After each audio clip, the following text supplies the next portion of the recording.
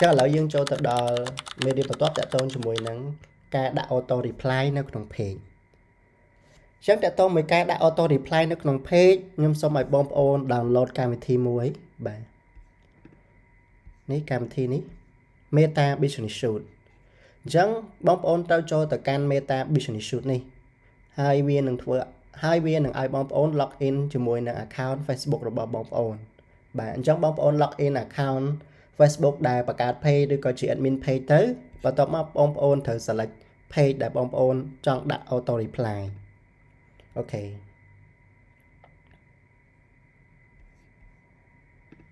អញ្ចឹងនៅក្នុងនេះគឺវាឲ្យយើងធ្វើការដាក់ auto reply គឺយើងមើលកន្លែង more នេះបាទបន្ទាប់មកបងប្អូនចុចលើពាក្យថា setting បាទចុចលើ setting អញ្ចឹងកន្លែងនេះគឺមានពាក្យថា automation បាទចុចលើវាមកហើយកន្លែងនេះគឺបងប្អូនមើលកន្លែង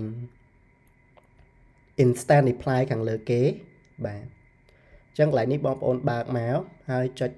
edit link big នេះអញ្ចឹងកន្លែងនេះបងប្អូនអាចសរសេរមកជឿថាខ្ញុំសរសេរថា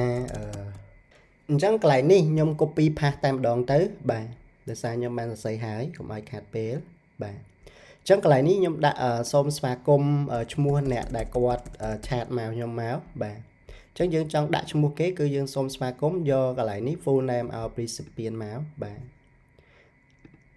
អញ្ចឹងមានថាអ្នកដែលគាត់ឆាតមកឈ្មោះអីគឺវា load ឈ្មោះគេនឹងមកបាទអញ្ចឹងសូមស្វាគមន៍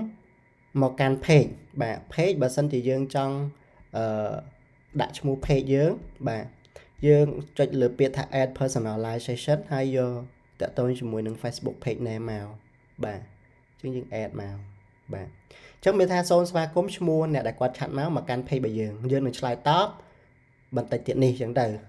ហើយអាចតំណែងមកកាន់លេខហើយបងប្អូនអាចដាក់ link Telegram កន្លែងនេះមួយទៀតក៏បានដែរអញ្ចឹងអានេះជាឧទាហរណ៍សម្រាប់បងប្អូនដាក់ auto reply ឬក៏មានថា welcome message នៅពេលដែលគេឆាតមកសួស្ដី hello អីផ្សេងវានឹង load សារស្វាគមន៍នេះអញ្ចឹងនៅពេលដែលគេ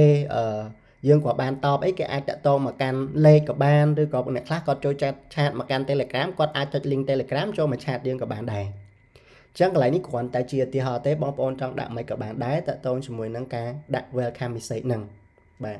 បន្ទាប់ពីបងប្អូនដាក់ឲ្យបងប្អូនចុចលើពាក្យថា save មកនេះអញ្ចឹងវានឹង load មកលក្ខណៈបែបនេះហើយយើងចុចលើពាក្យថា save មកតង់ទៀតមកដើម្បីឲ្យវាជាប់នៅក្នុងហ្នឹងនេះ instant reply on វាចេញបែបនេះអូខេអញ្ចឹងអានេះគឺតាក់ទងជាមួយនឹងការដាក់ auto reply គឺយើងមានប៉ុណ្ណឹង